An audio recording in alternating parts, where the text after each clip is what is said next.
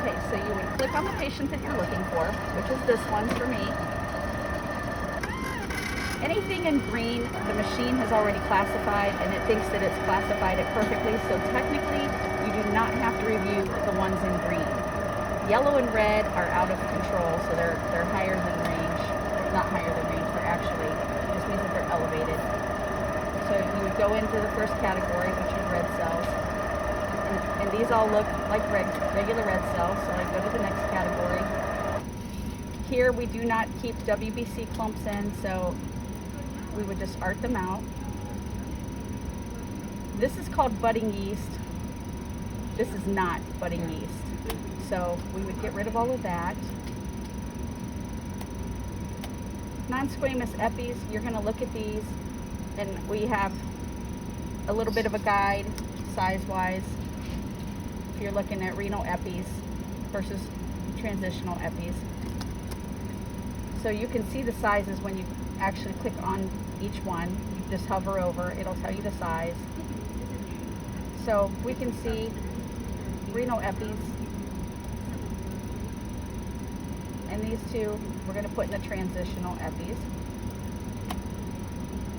Unclassified casts, these are not casts, these are also white cells, so we're going to art those out. You have to make sure and check the unclassified category in case any casts have been put into them erroneously. So I would just look at all these screens and see if I see anything that looks like a cast, and I do not. And it may get a little more difficult because some of the pictures get smaller as you go.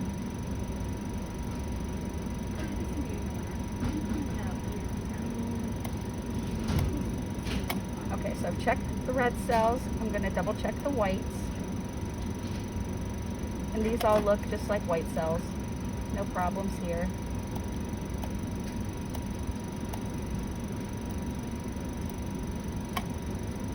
Bacteria. These are clearly bacteria, very easy to see. So we've gone through the red cells, the white cells, bacteria. I put the transitionals and the renals into these categories, so I know I've looked at those. And the artifacts are everything that I've taken out of the other categories that weren't true artifacts.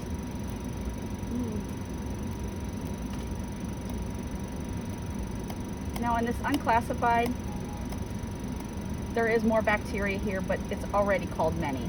So if I bring any from here up to here, it's not going to change the amount. It's already as many as it's going to be. So you would double check what you're getting in the microscopic with what you got on the dipstick. And it looks like this matches. There are a lot of white cells. It's positive leukocytes, so everything there is good. And then you just accept, and it will transmit to the LIS.